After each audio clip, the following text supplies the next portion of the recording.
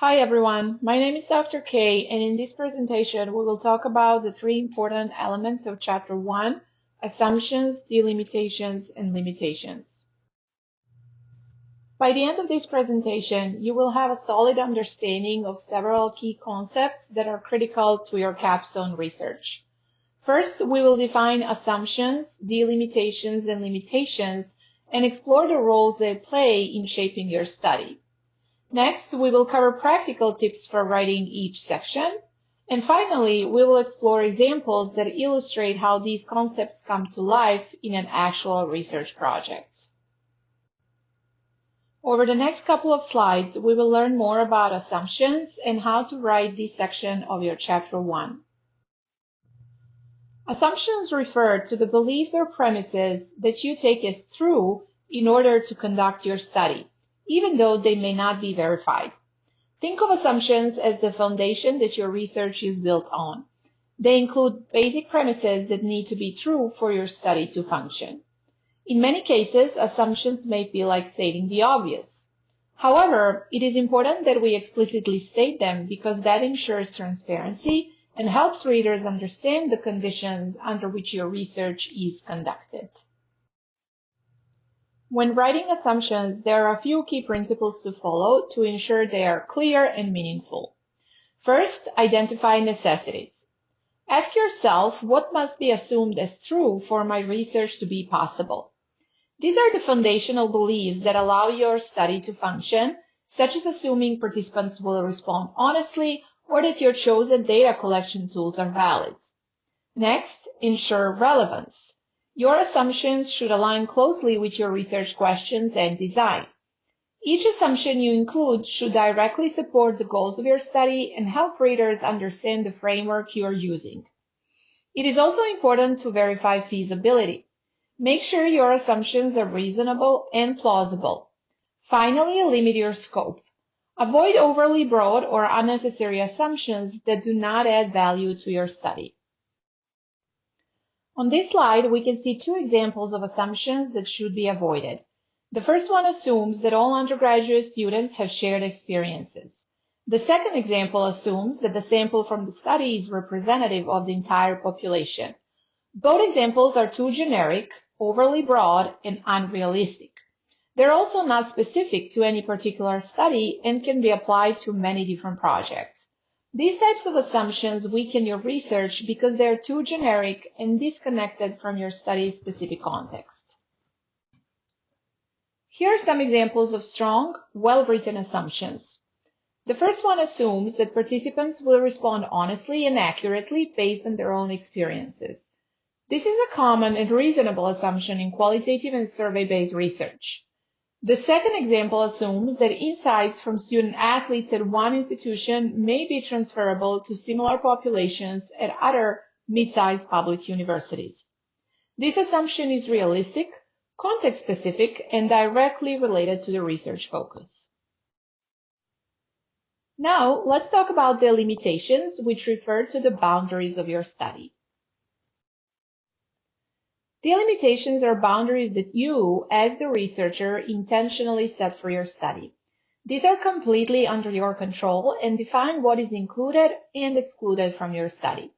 The purpose of delimitations is to help focus your study and ensure it is both manageable and feasible. When it comes to writing delimitations, it is important to be clear and intentional. First, be specific. Clearly define the scope and boundaries of your study. Second, justify your choices. Explain why you set certain boundaries, such as focusing on a specific population or time frame. Providing a rationale demonstrates the thought process behind your decisions and adds credibility to your study. Third, avoid overlaps and clearly differentiate delimitations from assumptions and limitations. The most important difference, as we mentioned, is that delimitations are under your control and define the scope of your study. Lastly, ensure your delimitations align with your research objectives. The boundaries you set should directly support your study's purpose and research questions. Here we can see examples of delimitations that are ineffective. For instance, stating that your study explores student engagement in higher education institutions is far too broad. It does not define what type of institutions, students, or engagement measures are included in your study. Another example is investigated faculty experiences with online teaching. This statement lacks clarity about the discipline, teaching format, or institutional setting examined in this study. Both of these examples fail to establish clear and manageable boundaries, making the scope of the study unclear and potentially unfeasible. Here are some examples of strong and well-written delimitations. A researcher might specify that their study is limited to first-year students at 2 public research universities in the Southeast. Another might choose to focus only on faculty teaching online within undergraduate psychology programs at 3 private universities. These delimitations are effective because they establish a clear scope, define the population and setting, and ensure that the study is both focused and feasible. They also align with the research purpose and allow for a more meaningful interpretation of the results.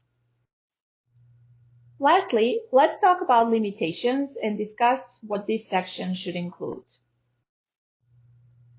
Limitations refer to the constraints that affect your study's outcomes or generalizability.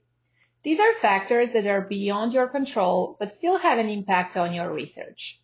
Most often, limitations arise from your research design, such as relying on self-reported data or having a small sample size.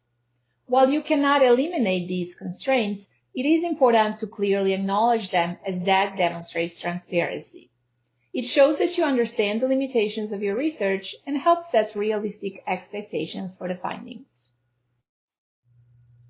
When writing limitations, there are a few key principles to keep in mind. First, be honest. Acknowledge the real constraints that impacted your study. This could include issues like limited access to certain populations, time constraints, or challenges with data collection. Honesty will help you build trust in your research. Next, differentiate limitations from delimitations. Remember, delimitations are boundaries you intentionally set for your study, while limitations are constraints beyond your control. Your limitations should also align with your methodology. For example, if you conducted interviews, you might discuss how the reliance on participant recall could affect the reliability of your data. Another crucial step is to discuss the implications of your limitations. How might these constraints affect the interpretation of your results? For instance, a cross-sectional design might restrict your ability to examine long-term trends. Lastly, avoid generic language. Statements like "this study has some limitations" are too broad and unhelpful. Instead, be specific and provide clear and concrete details about the limitations of your study and their potential impact. Let's take a look at some common mistakes to avoid when writing limitations. One example is stating that the study's limitations are its qualitative design and small sample size. While research design is a characteristic of your study, it is not a limitation. Your research design is a decision within your control and a choice you made as a researcher. Next, it is not explained how the small sample size may impact your study or results. Another ineffective example is saying that the limitation of the study is generalizability. This example lacks context and is too vague. Instead, you should clearly explain how your research design or sampling methods may affect the applicability of your findings to other contexts. Here are some strong examples of limitations. For example, if your data collection relies on self-reported surveys, you might acknowledge that this introduces the possibility of bias, as participants may over-report positive behaviors or under-report negative ones.